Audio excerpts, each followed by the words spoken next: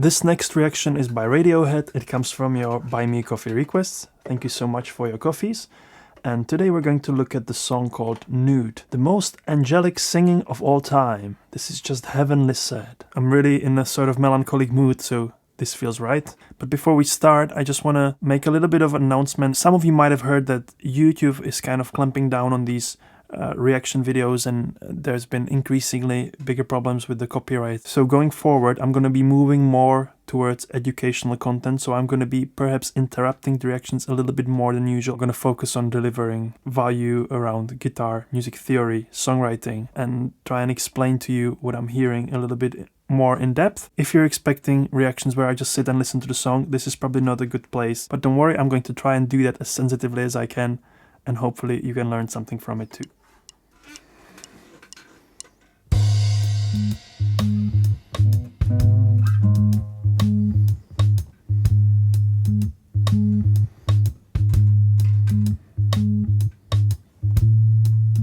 Ooh.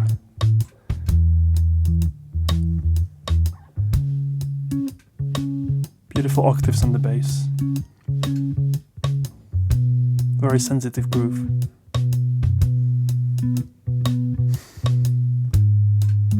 Don't get it. Big ideas.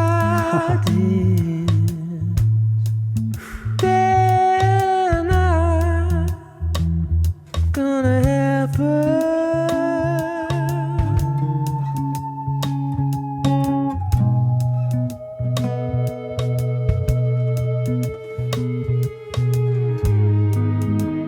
Oh, beautiful build up.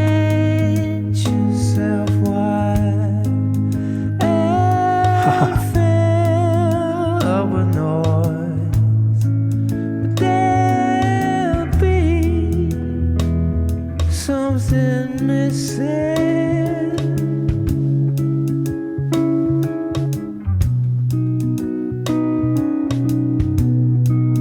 Now that you found it, it's gone. Now that you feel I really don't want to stop this.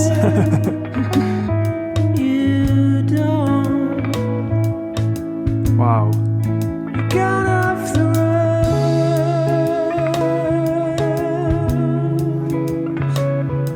The groove is swinging. Da, da, da, da, da, da. Okay. This is so hard to stop. I'm not gonna lie. It's so good and I don't want to interrupt it.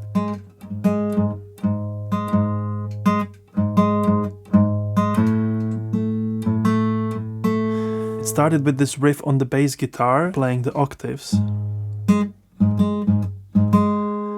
If you're a bass guitarist or guitarist, this is a really cool way to start orienting yourself on the fretboard. Always remember that the same note octave higher is when you skip the string and 2 frets up. So if I'm on a 4th fret, the same note will be on the 6th fret on the D string, skipping a string. Apart from when you're doing this from D or G, then it's 3 frets. I absolutely love listening to these live sessions. You can hear all of the details and how they're building up the production, how they're building up the arrangement. So you could hear the bass line, the chords are kind of shifting and moving. You could hear we started with the minor chord and at some point they would shift to the major there. So it's not a 4-chord song, it's a very sophisticated composition. It's a very well thought through arrangement, and his voice on the top is truly angelic, and I like the little bit of reverb that you can sense there. So don't get it. Again, these sounds on the sides, shifting from the minor to major, could you hear that? Semitone up, back to minor, second guitar coming on the right.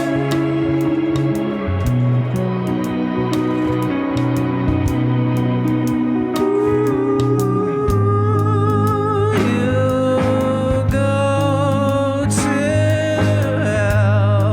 Very present voice.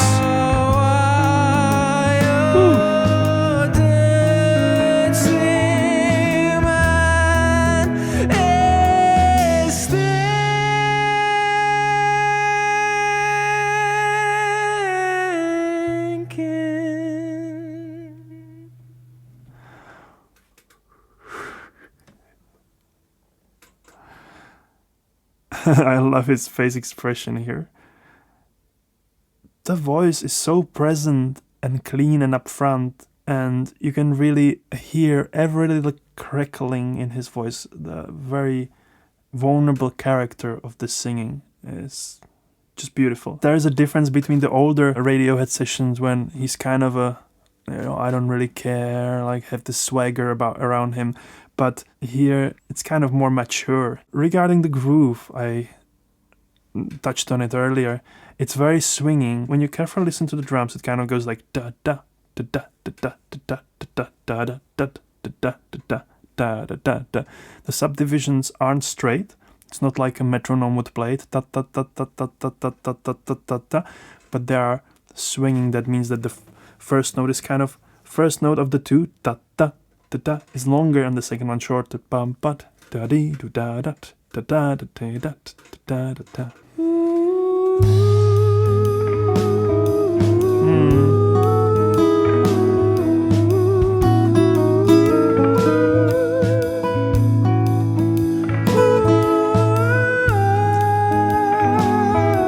These little riffs on the guitar in the background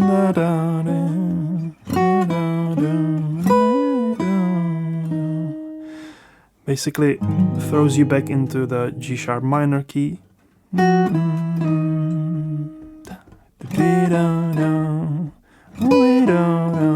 And on the top we have the beautiful soft voice with the falsetto oohs and ahs.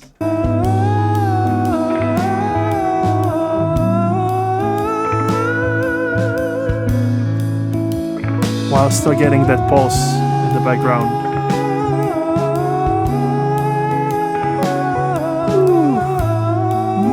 What was that? That was beautiful. Basically just minor scale. Building it up here.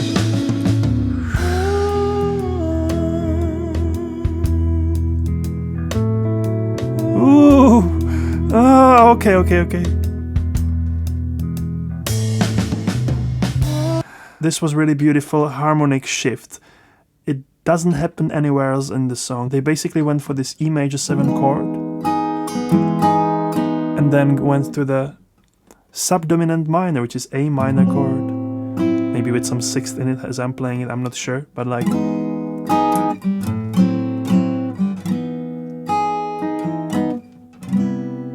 You can achieve the similar effect by going from E major to C. But I think I sent some A minor there. Similar.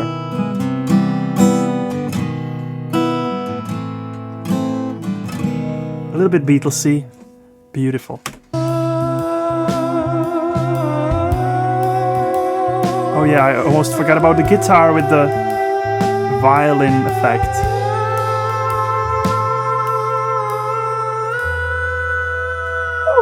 Ooh, that's haunting.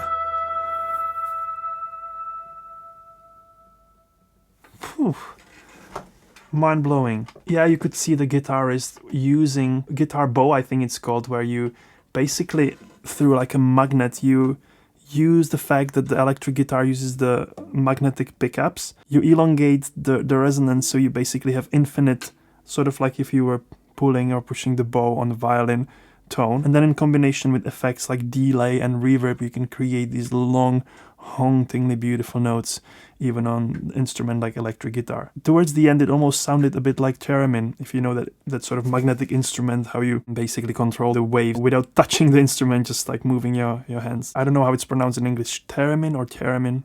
Theremin, not sure. Wow, thank you so much for sharing this video with me. Radiohead are one of those profound bands that I missed out on when I was younger. And now I have the deep pleasure to discover them from scratch, so that's really exciting.